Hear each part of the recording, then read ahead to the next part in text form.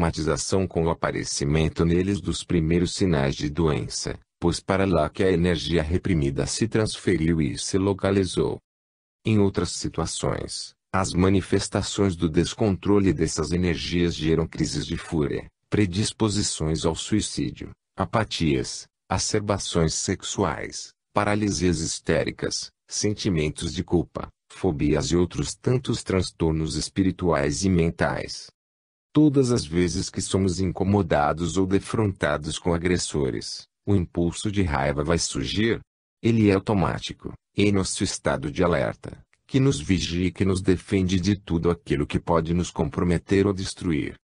Nas criaturas mais amadurecidas, contudo, os impulsos instintivos moldaram-se à sua mentalidade superior, e elas passaram a controlá-los, canalizando-os de forma mais adequada e coerente. Esses dois impulsos fundamentais, o prazer e a raiva, nesses mesmos indivíduos foram depuradores em seus estados primitivos, atividades eróticas e violentas, e transformados nas atividades das áreas afetiva e de iniciativa com determinação. Essencialmente, porém, é preciso dizer que o ato de transformação do impulso de destruição não requer anulação ou extinção dele em nossa intimidade, e sim o aprendizado de transmutá-lo, observando o que diz literalmente a palavra transformação, oriunda do latim. Trans quer dizer através de, forma, o modo pelo qual uma coisa existe ou se manifesta, e actio, ação.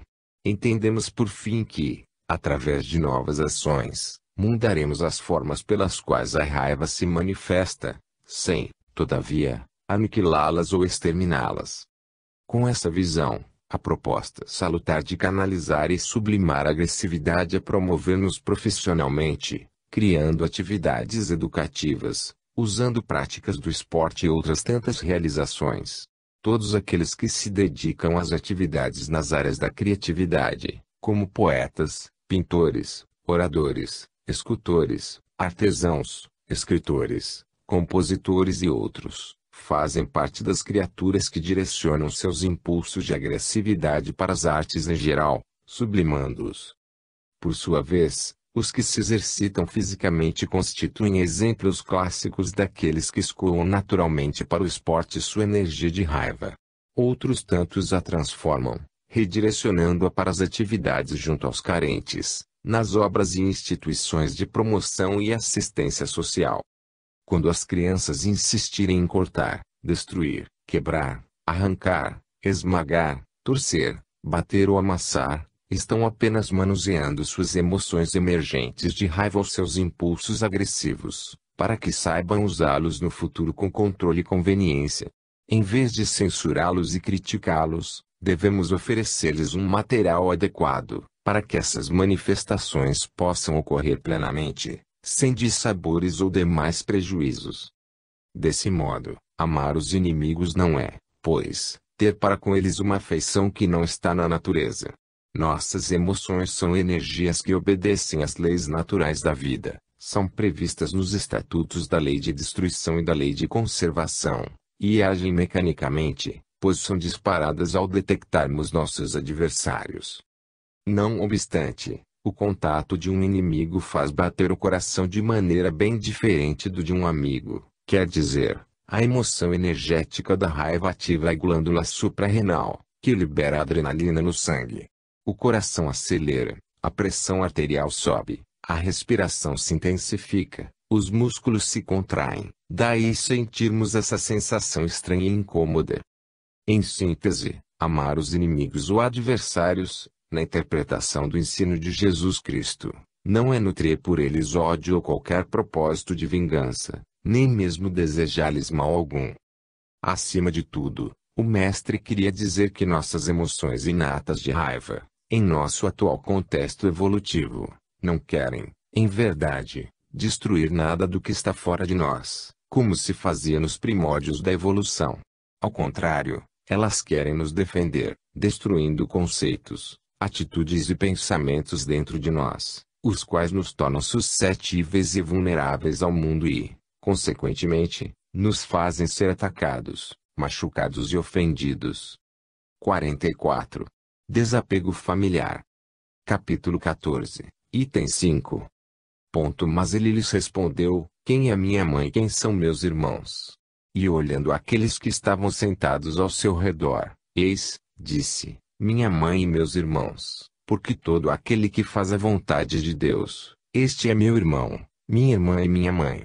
Em correta acepção, desapego quer dizer o sentimento de alguém que desenvolveu sua capacidade de avaliar e selecionar o que pode e o que deve fazer, estruturado em seu próprio senso de autonomia.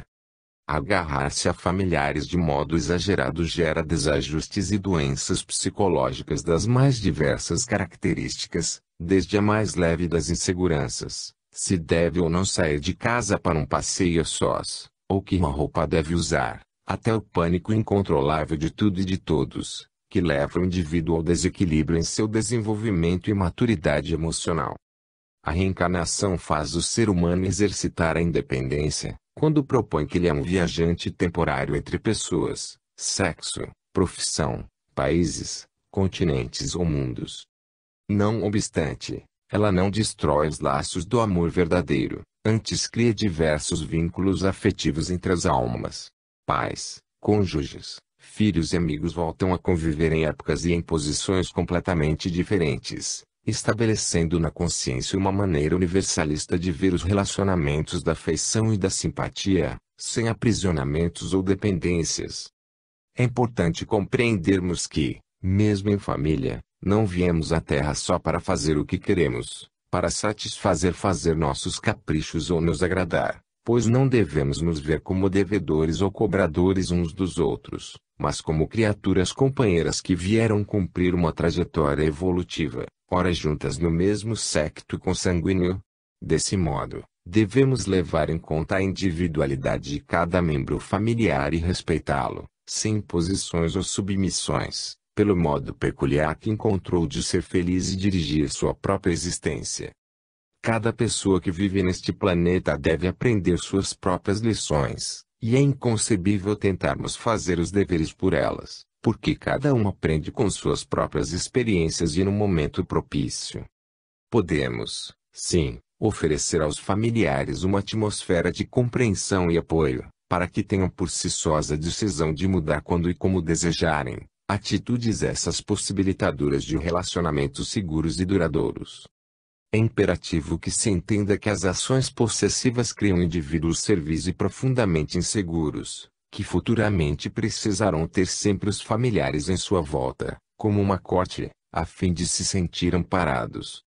O exemplo clássico de criaturas apegadas é daquelas que foram criadas por superpais, e que durante muito tempo se mantiveram subjugadas e presas pelos fios invisíveis dessa suposta proteção, que, na realidade, era apenas uma forma inconsciente de suprir fatores emocionais desses mesmos adultos em desarranjo.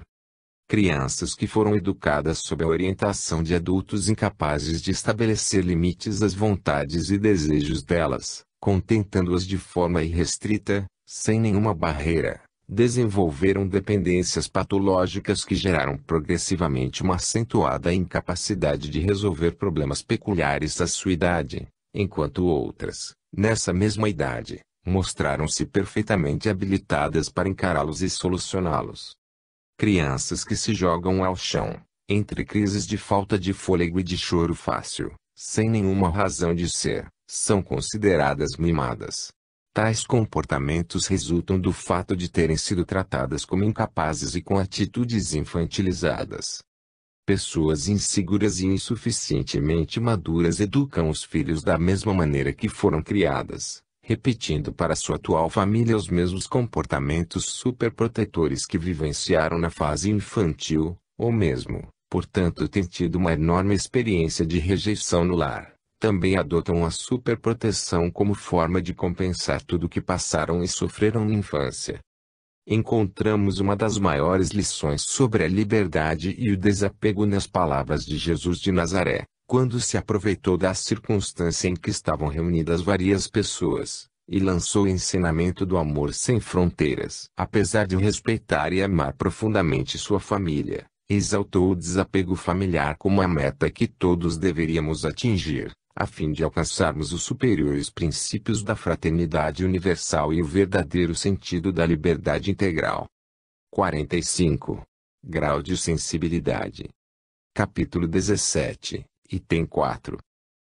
Homens de uma capacidade notória que não a compreendem, enquanto que inteligências vulgares, de jovens mesmo, apenas saídos da adolescência, apreendem com admirável exatidão em suas mais delicadas nuances.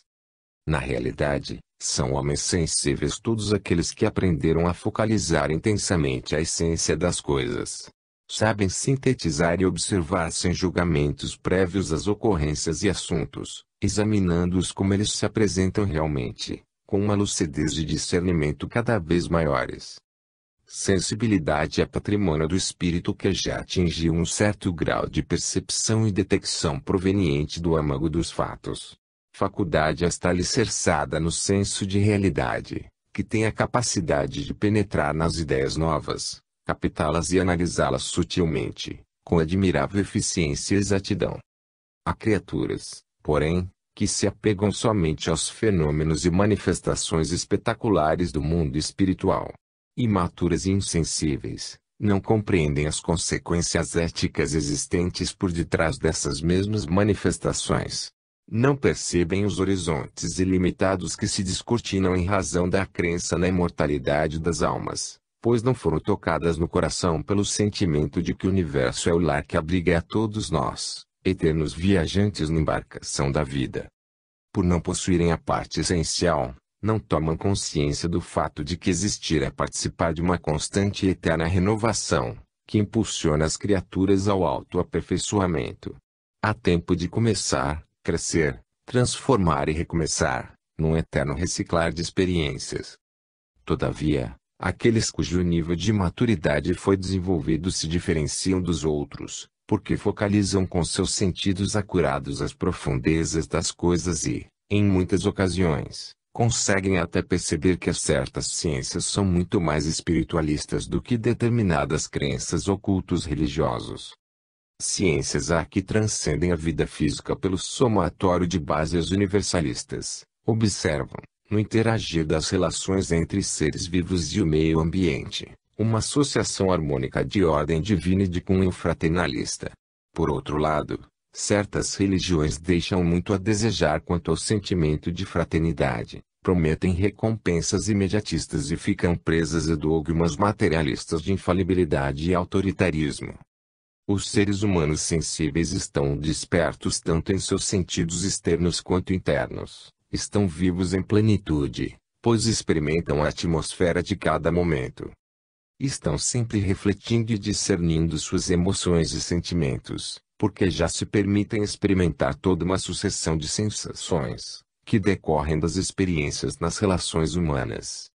Portanto, podemos confiar em que cada um de nós, a seu tempo, sensibilizar-se-á pelas coisas espirituais, visto que o desenvolvimento da nosso grau evolutivo transcorre natural e incessantemente em decorrência dos impulsos de progresso que recebemos das leis divinas existentes em nós mesmos.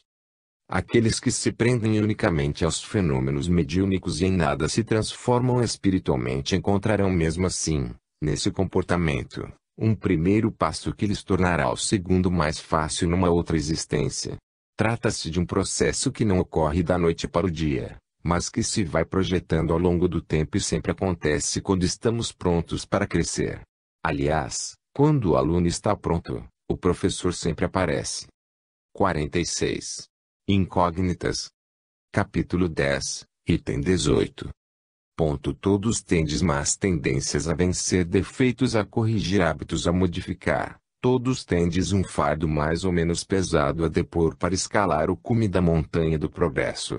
Por que, pois, serdes tão clarividentes para com o próximo e cegos em relação a vós mesmos? Analisas a obra assistencial e a criticas, afirmando que a tarefa poderia ser muito melhor, que o atendimento requer técnicas mais apropriadas e que, se outras prioridades fossem atingidas, então as metas sociais seriam mais abrangentes. Mas não te dispões a doar tuas mãos na realização de uma vida melhor aos necessitados. Analisas o expositor e o criticas, argumentando que a narrativa poderia ser mais convincente e menos enfadonha. Que se ele lançasse mão de recursos de oratória e tivesse um vocabulário mais rico, prenderia mais atenção e elucidaria melhor os ouvintes. Mas não te dispões a ler e estudar, e muito menos a falar em público no serviço de reeducação das pessoas, retirando-as das crenças negativas que bloqueiam vidas. Analisas o administrador do serviço e o criticas, asseverando que ele mantém posição intransigente e orgulhosa, e julgas que ele deveria ser mais humilde e compreensivo no trato com os dirigidos. Mas não te dispões a usar a mesma compreensão e humildade exigidas dele, não percebendo que vês o cisco no olho dos outros, e não vês a trave no teu. Analisas a conduta alheia e a criticas, observando rigorosamente procedimentos e atitudes que julgas inadmissíveis, e te colocas distante e impermeável a condutas levianas. Mas não te dispões a ajudar sinceramente a ninguém, e te esqueces de que poderás vir a errar, pois todos os que vivem sobre a terra são passíveis de enganos e desacertos. Analisas o governo do país e o criticas, julgando pela tua ótica que todos os parlamentares ou ocupantes de cargos governamentais não são confiáveis nem bons servidores, e que a nação está envolvida no caos. Mas não te dispões a cooperar e nada fazes pela comunidade em que vives, relegando somente aos governantes obrigações e deveres, esquecendo que todos nós vivemos interligados e que depende também de ti o bem-estar e a prosperidade da população. Analisas dores e sofrimentos e criticas a vida, dizendo-te sozinho e desamparado perante a providência divina que Deus te abandonou. Mas não te dispões a renovar-te, não te dando conta que, se não fizeres autoobservação em teus atos e atitudes negativas, continuarás atraindo energias desconexas que te descontrolarão o cosmo orgânico. Incoerente é a posição de toda criatura que reclama, critica, ofende, esbraveja e que nunca se faz apta a fazer algum bem, em favor de si mesmo ou dos outros.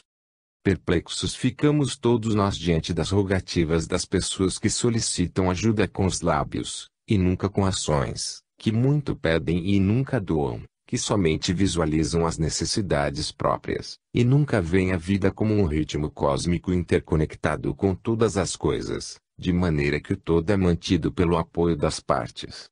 Examinemos, pois, com profundidade nossas críticas, porque elas dificultam a transformação e o progresso de nossa existência, se não forem estruturadas na reflexão e na reparação de nossos erros. Para que não sejas uma incógnita na vida que Deus te proporcionou, não faças crítica pela crítica, mas sim trabalha muito quanto puderes, sempre em tua órbita de possibilidades, para que a prosperidade seja uma constante em teus caminhos. 47. Estado mental. Capítulo 11, item 11. O egoísmo é, pois, o objetivo para o qual todos os verdadeiros crentes devem dirigir suas armas, suas forças e sua coragem. Digo coragem porque é preciso mais coragem para vencer a si mesmo do que para vencer os outros. Para que atinja a espiritualidade, já afirmavam as antigas religiões do Oriente, seria preciso que o homem se apartasse do Maya, que são as ilusões da existência, do nascimento e da morte. Para que pudesse conquistar o Nirvana, diziam que seria imperativo extinguir todo o desejo de ser, aniquilando assim o ego que é a individualidade exaltada e distraída pelas fantasias do mundo. Ao mesmo tempo, encontramos Jesus Cristo instruindo-nos que, para alcançarmos o reino de Deus, é preciso nos despojarmos do egoísmo, o terrível adversário do progresso espiritual. As bem-aventuranças do Mestre nada mais são do que vias para se alcançar a iluminação, ou seja, elevar-se através da mansuetude, humildade e simplicidade, abandonando todo sentimento de personalismo. A moderna psicologia tem toda a atenção voltada para que as pessoas entrem em contato com a realidade e terminem com suas ilusões, que são as causas da distorção de sua visão e percepção de si mesmas em relação às outras. O Maya das religiões orientais era tudo o que impedia as almas de atingir o estado de bem-aventurados, também conceituado como Nirvana ou Reino dos Céus, conforme as diferentes denominações e crenças religiosas. É realmente a ilusão de satisfazermos os próprios interesses em detrimento dos interesses dos outros que caracteriza o estado de egoísmo, um conjunto enorme de ilusões, que nos tira do senso de realidade e de uma compreensão mais acurada de tudo e de todos. Não devo ser contrariado, preciso controlar os outros, sou dono da verdade. Nunca poderia ter acontecido comigo. São atitudes ilusórias herdadas por nós de crenças despóticas e prepotentes, filhas da egolatria, ou seja, do culto ao eu.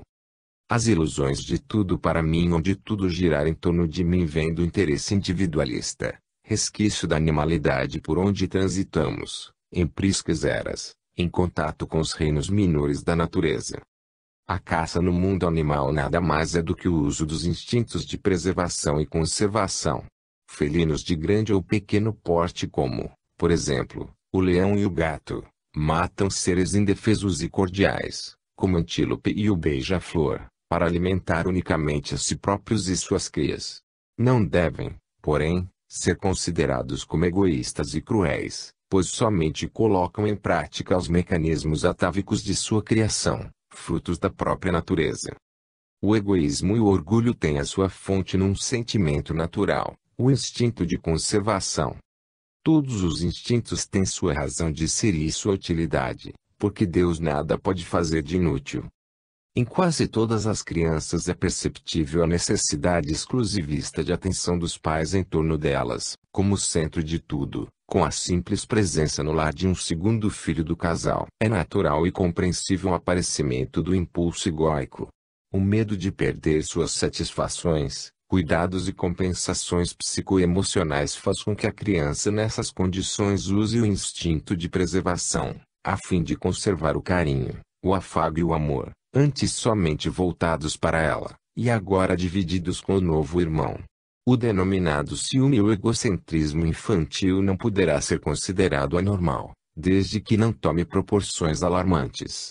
E uma reação natural diante de situações verdadeiras ou imaginadas, de perda de afeto, podendo existir sutilmente disfarçada ou claramente demonstrada. Nas criaturas que desenvolvem seus primeiros passos no aperfeiçoamento ético-moral, a tendência egoística é um estado instintivo, próprio do seu grau evolutivo, e não um defeito de caráter incompreensível, nem uma imperfeição inexplicável da índole humana. Esse sentimento, encenado em seus justos limites, é bom em si, é o exagero que o torna mau e pernicioso.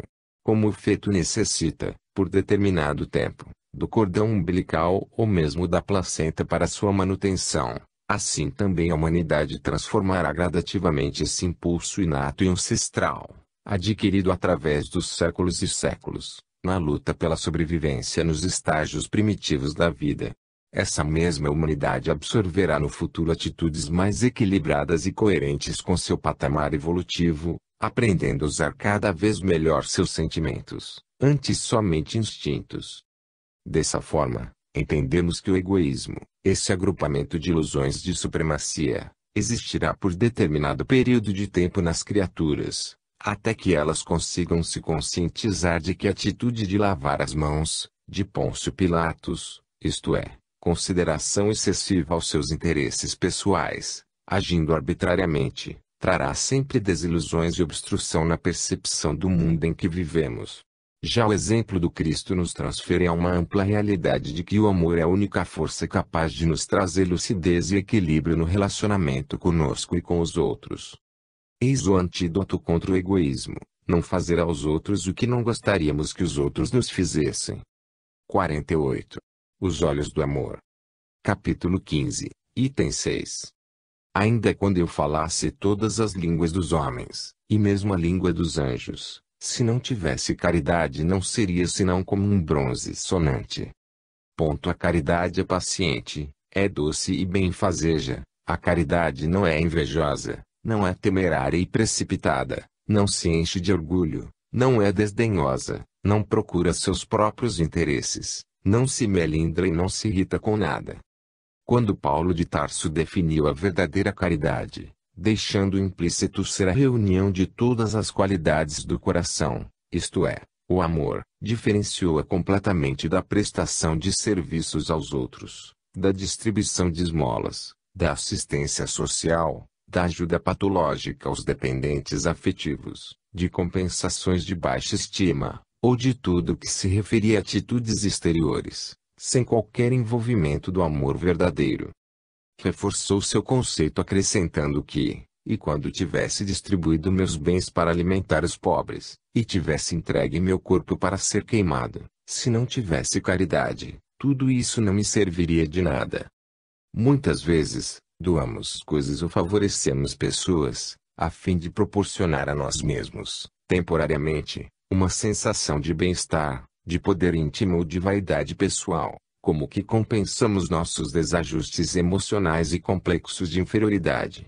São sentimentos transitórios e artificiais que persistem entre as criaturas, que, por não se encontrarem satisfeitas consigo mesmas, trazem profunda desconsideração e desgosto, e supervalorizou-se fazendo algo para o próximo, para provar aos outros que são boas, importantes e merecedoras de atenção. Na realidade, caridade é amor, e amor é a divina presença de Deus em nós. Raio com que lhe modela tudo, o amor é considerado a real estrutura da vida e a base de toda a lei universal. É imprescindível esclarecermos que há inúmeras formas de focalizar a caridade, e nós nos reportaremos a ela como amor-essência, energias que emergem de nossa natureza mais profunda, a onipresença divina que habita em tudo. Minerais, vegetais, animais e seres humanos, ao mesmo tempo que vibram também recebem essa vitalidade amorosa, num fenômeno de trocas incessantes. Um mineral de rocha permanecerá como tal, enquanto a atração e a tendência de seus átomos e moléculas se mantiverem atraídos e integrados uns aos outros. Tais atrações constituem os primeiros estágios dessa energia do amor nos seres primitivos. Semelhante poder atrativo prospera e se movimenta em cada fase da vida, de conformidade com o grau evolutivo em que se encontram os elementos e as criaturas em ascensão. Observemos a natureza, propensões, gostos e identificações com as quais se particularizam cada ser do universo, inclusive a própria criatura humana, são movimentações dessa força de predileção, nomeada comumente por aspiração amorosa. Segundo o apóstolo João, Deus é amor, aquele que permanece no amor permanece em Deus e Deus permanece nele. Consequentemente, nós, herdeiros e filhos dele, somos amor, criados por esse plasma divino, portanto, somos oriundos do amor incomensurável, que sustenta e dirige suas criaturas e criações universais. Todos nós estamos nos descobrindo no processo dinâmico da evolução, que se assemelha a um gradativo despetalar de camadas e mais camadas. Inicia-se pelas mais densificadas até atingir o cerne, nosso âmago amoroso. Deus fez os homens à sua imagem e semelhança e, dessa forma, somente conheceremos o verdadeiro sentido da caridade como amor criativo, integrador e generoso, quando tivermos uma clara consciência de nós mesmos. No momento em que passamos a identificar nos outros a mesma essência de amor da qual eles e nós somos feitos, seremos capazes de discernir o que é o sentimento de caridade. Seja jovens, velhos, crianças, sádios ou doentes, seja homens ou mulheres, se passarmos a amá-los incondicionalmente, como nos exemplificou Jesus, nosso Mestre e Senhor, aí estaremos completamente integrados na caridade.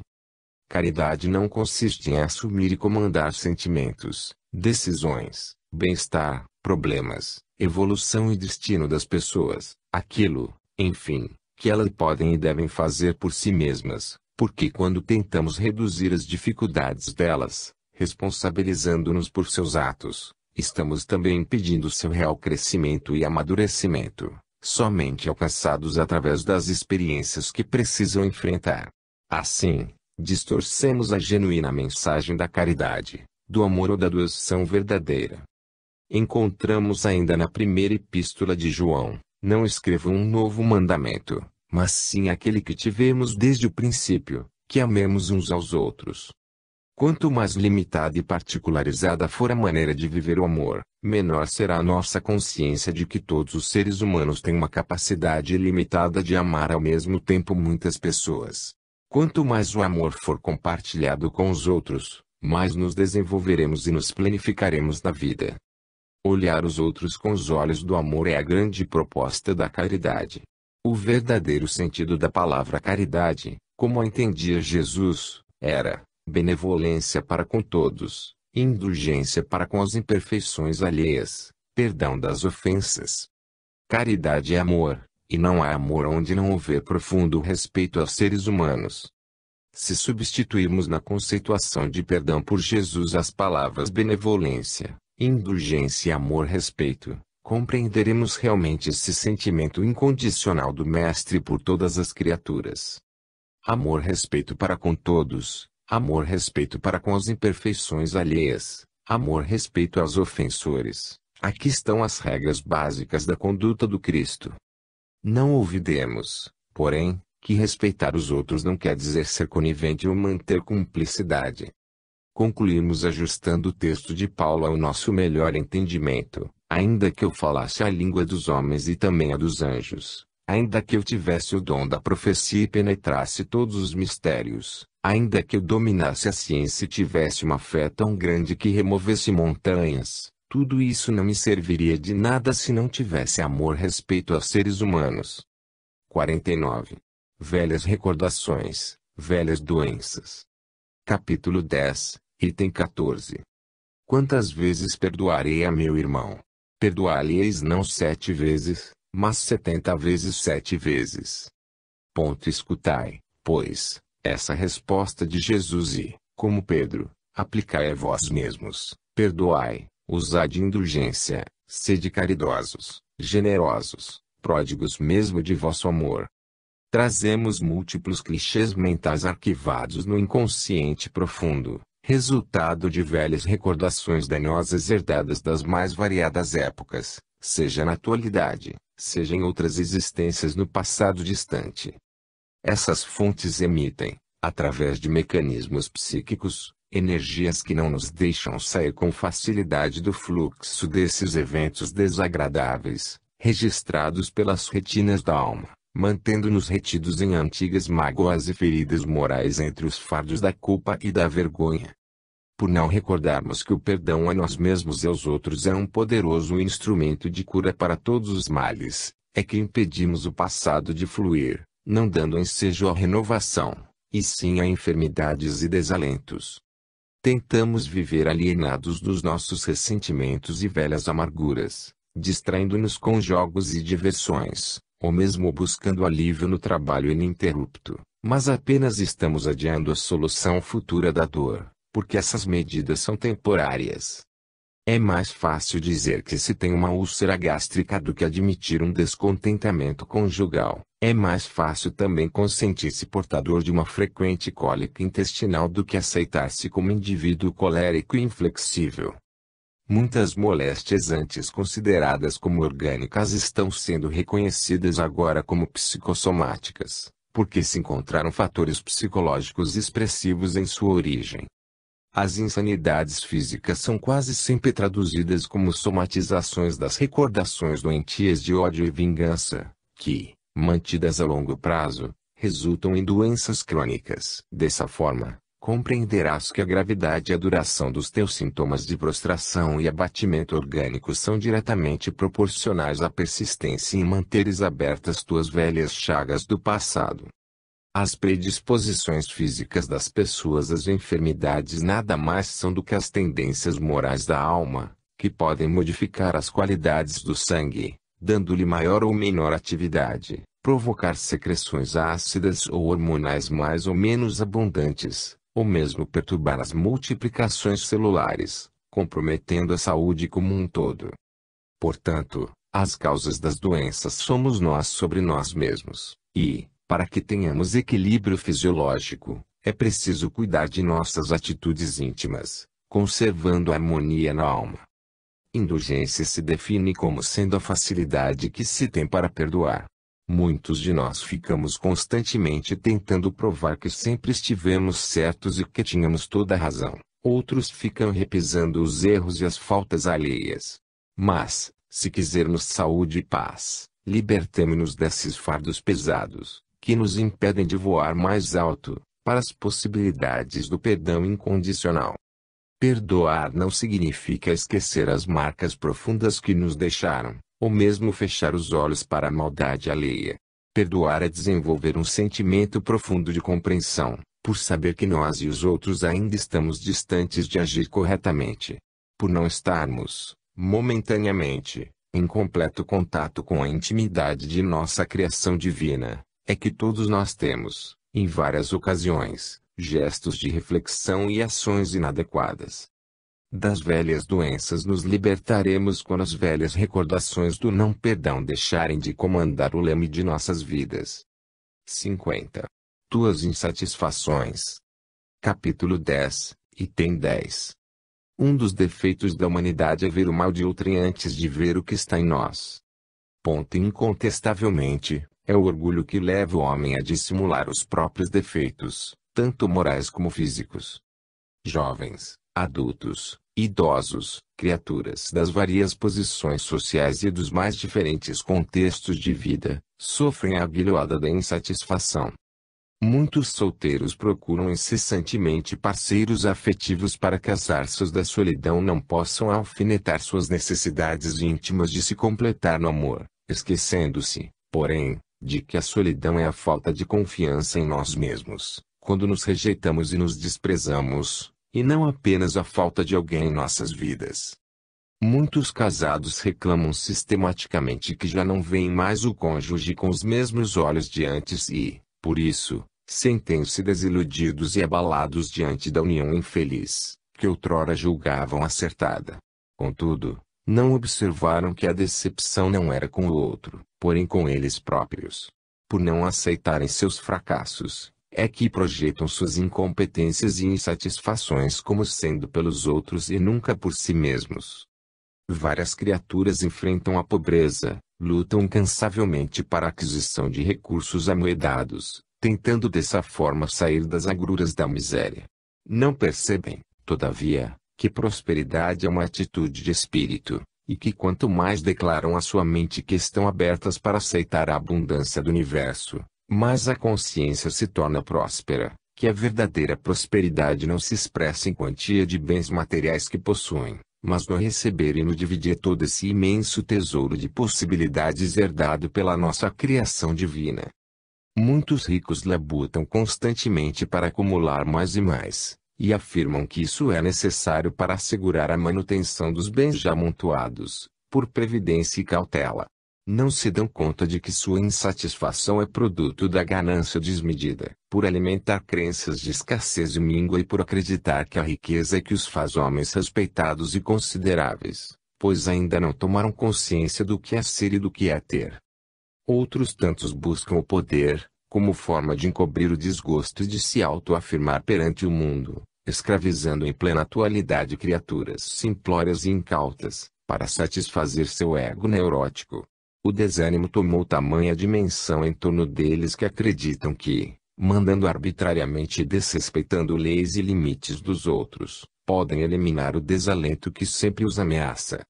Jovens e adultos buscam dissimular a insatisfação interior, e para isso adquirem títulos acadêmicos, supondo que a outorgada essa distinção possa trazer-lhes permissão, diante da sociedade, para dominar e sobressair, com prestígio e capacidade que pensam possuir.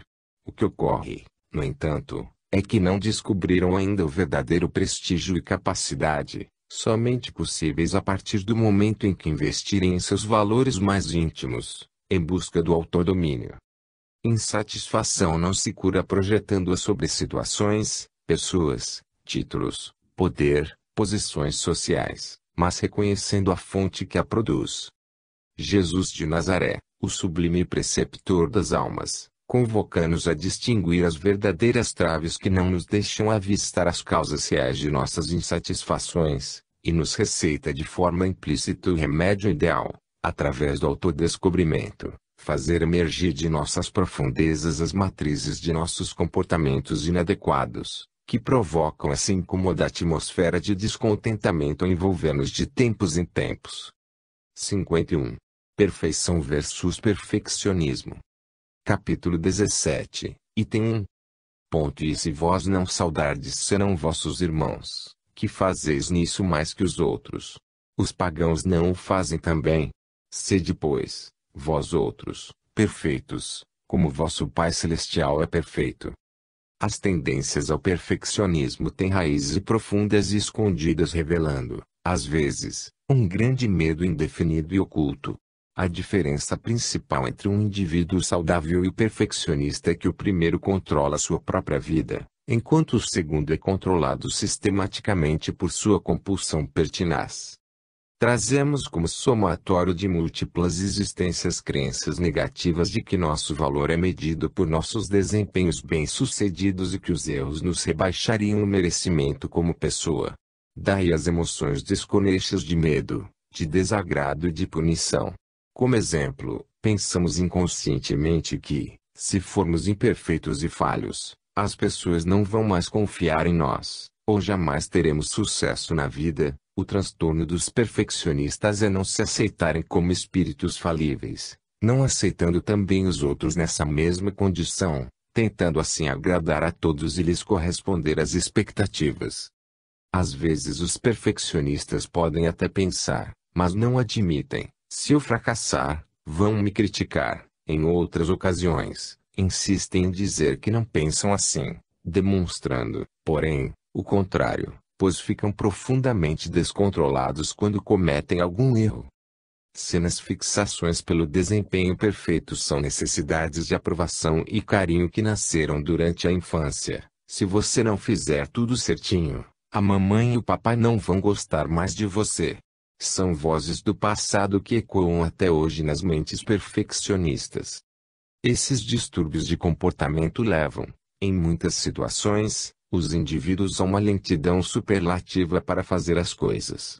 Querem fazer tudo com tantos detalhes e precisão que nunca acabam o que estão fazendo. Outros são conhecidos pelo nome de proteladores, ou seja, adiam sistematicamente a ação, por temer um desempenho imperfeito. Por exemplo, se começam a apontar um lápis, levam o objeto à destruição em alguns minutos, pela busca milimétrica da perfeição.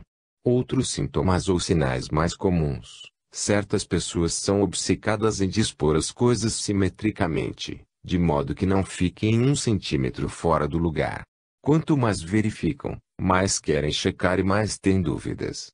Os perfeccionistas necessitam ser impecáveis, respondem a todas as perguntas, mesmo aquelas que não sabem corretamente. Por possuírem desordens psíquicas, buscam incessantemente controlar a ordem exterior, vigiando os comportamentos alheios como verdadeiros juízes da moral e dos costumes. Por não admitirmos o erro e por não percebermos que o único fracasso legítimo é aquele com o qual nada aprendemos, é que os conceitos de perfeição doentia perturbam constantemente nossa zona mental. Por isso, o erro não deve ser considerado como perda definitiva, mas apenas uma experiência de aprendizagem. Sede, pois, vós outros, perfeitos, como vosso Pai Celestial é perfeito, disse-nos Jesus Cristo. Entretanto, não nos conclama com essa assertiva para que tomemos ares de perfeição presunçosa, e sim que nos esforcemos para um crescimento gradual no processo da vida, que nos dará oportunamente habilidades cada vez maiores e melhores. Somos todos convocados pelo Mestre ao exercício do aperfeiçoamento, mas contemos com o tempo e a prática como fatores essenciais, esquecendo a perfeição doentia, atrelada a uma determinação martirizante e desgastante, que nos faz despender enorme carga energética para manter uma aparência irrepreensível.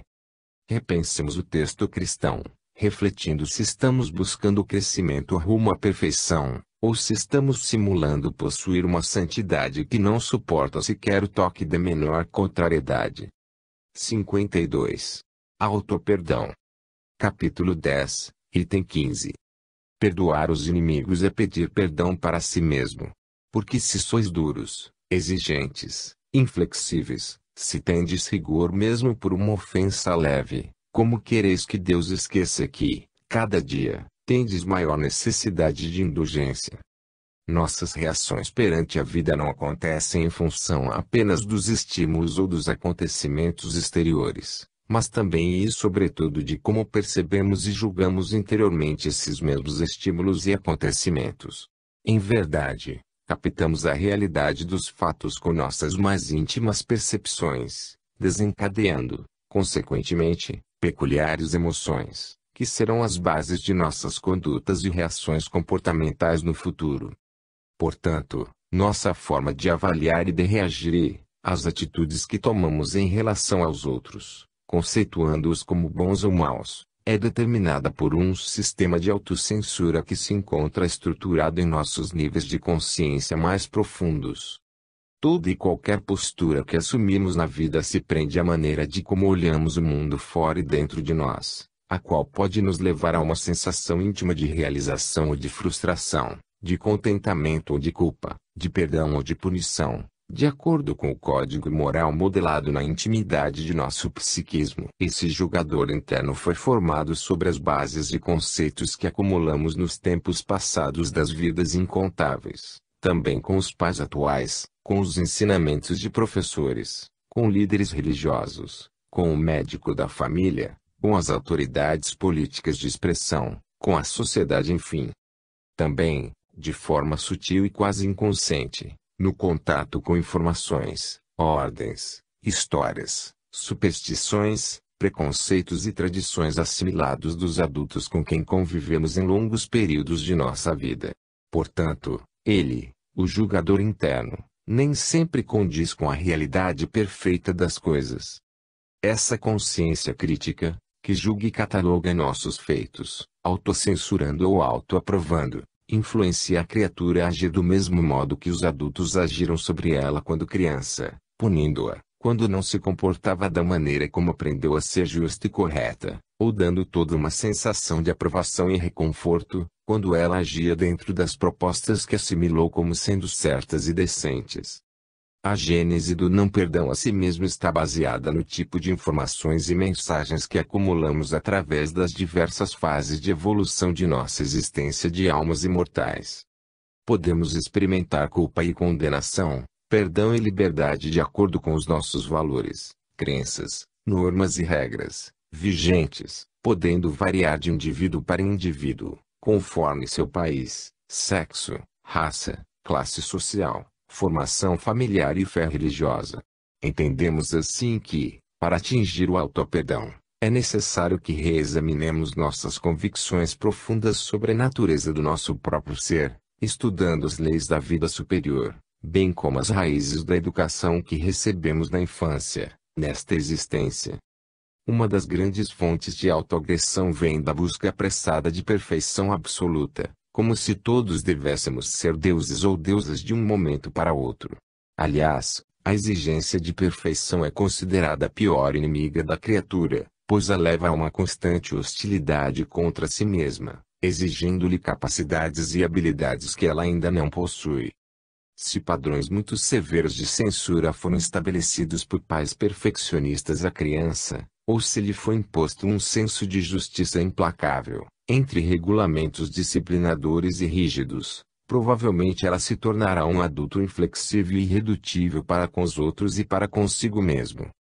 Quando sempre esperamos perfeição em tudo e confrontamos o lado inadequado de nossa natureza humana, nos sentiremos fatalmente diminuídos e envolvidos por uma aura de fracasso. Não tomar consciência de nossas limitações é como se admitíssemos que os outros e nós mesmos devêssemos ser oniscientes e todo-poderosos. Afirmam as pessoas, recrimino-me por ter sido tão ingênuo naquela situação, tenho raiva de mim mesmo por ter aceitado tão facilmente aquelas mentiras. Deveria ter previsto estes problemas atuais, não consigo perdoar-me, pois pensei que ele mudaria. São maneiras de expressarmos nossa culpa e o não perdão a nós mesmos, exigências desmedidas atribuídas às pessoas perfeccionistas. Os viciados em perfeição acham que podem fazer tudo sempre melhor e, portanto, rejeitam quase tudo que os outros fazem ou fizeram. Não aceitam suas limitações e não enxergam a perfeição em potencial que existe dentro deles mesmos, perdendo assim a oportunidade de crescimento pessoal e de desenvolvimento natural, gradativo e constante, que é a técnica das leis do universo. A desestima a nós próprios nasce quando não nos aceitamos como somos. Somente a autoaceitação nos leva a sentir plena segurança ante os fatos e ocorrências do cotidiano, Ainda que os indivíduos ao nosso redor não entendam nossas melhores intenções. O perdão concede a paz de espírito, mas essa concessão nos escapará da alma se estivermos presos ao desejo de dirigir os passos de alguém, não respeitando o seu propósito de viver. Devemos compreender que cada um de nós está cumprindo um destino só seu, e que as atividades e modos das outras pessoas ajustam-se somente a elas mesmas. Estabelecer padrões de comportamento e modelos idealizados para os nossos semelhantes é puro desrespeito e incompreensão ante o mecanismo da evolução espiritual. Admitir e aceitar os outros como eles são nos permite que eles nos admitam e nos aceitem como somos. Perdoar-nos resulta no amor a nós mesmos, o pré-requisito para alcançarmos a plenitude do bem viver. Perdoar-nos é não importar-nos com o que fomos, pois a renovação está no instante presente. O que importa é como somos hoje e qual é nossa determinação de buscar nosso progresso espiritual. Perdoar-nos é conviver com a mais nítida realidade, não se distraindo com ilusões de que os outros e nós mesmos deveríamos ser algo que imaginamos ou fantasiamos. Perdoar-nos é compreender que os que nos cercam são reflexos de nós mesmos, criações nossas que materializamos com nossos pensamentos e convicções íntimas. O texto em estudo, perdoar os inimigos é pedir perdão para si mesmo, quer dizer, enquanto não nos libertarmos da necessidade de castigar e punir o próximo, não estaremos recebendo a dádiva da compreensão para o auto-perdão. Adaptando o certo do apóstolo Paulo às nossas vidas, perguntamo-nos: por que se sois duros, exigentes, inflexíveis, se tendes rigor mesmo por uma ofensa leve? Como haveremos de criar oportunidades novas para que o divino processo da vida nos fecunde a alma com a plenitude do amor e, assim, possamos perdoar-nos. 53. Ligar-se a Deus. Capítulo 28, item 1. A forma não é nada, o pensamento é tudo. Orai, cada um, segundo as vossas convicções e o modo que mais vos toca. Um bom pensamento vale mais que numerosas palavras estranhas ao coração. No passado buscávamos Deus entre os holocaustos, oferendas, incensos, cultos e cantos. Era necessária uma representação semimaterial, apropriada ao nosso estado de adiantamento e à nossa capacidade de entendimento espiritual. Desde os velhos tempos do monoteísmo do grande Amenhotep IV ou Akhenaton e o do iluminado Moisés até as numerosas e antigas religiões politeístas, como a dos hindus, egípcios, babilônios, germanos, gregos e romanos, a criatura humana atravessou uma longa fase de amadurecimento espiritual. Atualmente, as nossas relações com a divindade têm caráter introspectivo. Se antes a nossa busca se concretizava na exterioridade das coisas, hoje, porém, a fazemos em espírito e em verdade, ou seja, na essência, imo de nós mesmos. A introspecção, processo pelo qual prestamos atenção a nossos próprios estados e atividades internas, conduz as criaturas a se identificar com a maior de todas as fontes de poder do universo. Deus, manifestação onipresente em todas as suas criações. Voltar-se para dentro de si mesmo talvez não seja uma atitude constante, espontânea e natural na maioria dos seres humanos, por possuírem o hábito de ocupar mais seus sentidos com as impressões externas do que com as realidades interiores das coisas. Muitos indivíduos vivem dentro de um círculo vicioso, na ânsia desmedida de estímulos aparentes, mantendo-se constantemente ocupados com as impressões de fora e nutrindo-se energeticamente só desses estímulos físicos. Contudo, não podemos ignorar ou desvalorizar as fases evolutivas do homem, pois viver para fora é ainda uma necessidade existencial de muitos na atualidade, e é dessa forma que farão pontes ou conexões entre o mundo interno e o externo, entendendo gradativamente que a vida exterior é um reflexo da vida interior. A busca às fontes de crescimento e renovação espiritual iniciais e vivendo para fora, e aos poucos tomando consciência da vida em si mesmo. Portanto, tudo está perfeito na criação universal. Viver exteriormente não exclui viver interiormente. São etapas interligadas de um longo processo de aprendizagem evolucional. Perceber, no entanto, A verdadeira realidade do mundo que nos rodeia é fator imprescindível para vivermos bem na intimidade de nós mesmos. Nossa vida mais lúcida, mais íntegra, mais prazerosa, mais criativa e indissolúvel se desenvolve dentro de nós mesmos, nas atividades recônditas dos pensamentos, dos sentimentos, da imaginação produtiva e da consciência profunda.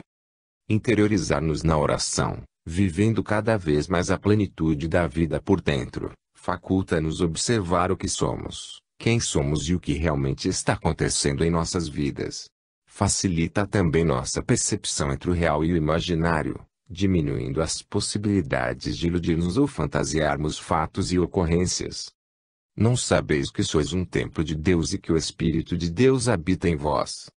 Tomar contato com Deus em nós possibilita trazer à nossa visão atual uma translúcida consciência, que nos permite reavaliá-la convenientemente.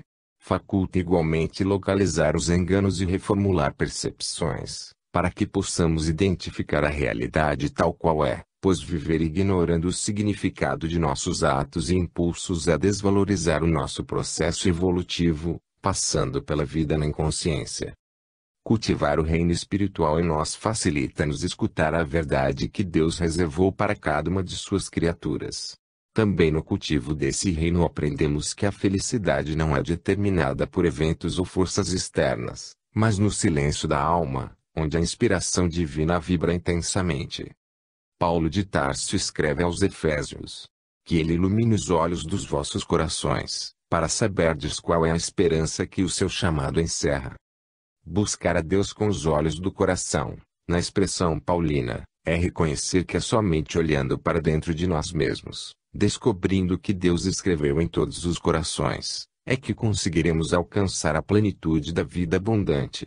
E entregarmos-nos a partir daí à sua orientação e sabedoria, sem restringir-nos a resultados esperados. Essa é a forma mais consciente de orar. O mais alto sistema de intercâmbio com a vida em nós e fora de nós é a oração, escutar a Deus no âmago da própria alma. 54. A busca do melhor. Capítulo 25 itens 1 e 2. Pedi e se vos dará, buscai e achareis, batei a porta e se vos abrirá, porque todo aquele que pede recebe, quem procura acha, e se abrirá aquele que bater a porta. Mas Deus lhe deu, a mais do que o animal, o desejo incessante do melhor, e é este desejo do melhor que o impele à procura dos meios de melhorar sua posição. Nenhum ser humano deseja ser infeliz intencionalmente, pois nenhuma criatura ousa fazer alguma coisa de propósito, a fim de que venha a sofrer ou a se tornar derrotada. Quando agimos erroneamente, é porque optamos pelo que nos parecia o melhor, conforme nossa visão, visto que todos os nossos comportamentos estão alicerçados em nossa própria maneira de perceber a vida.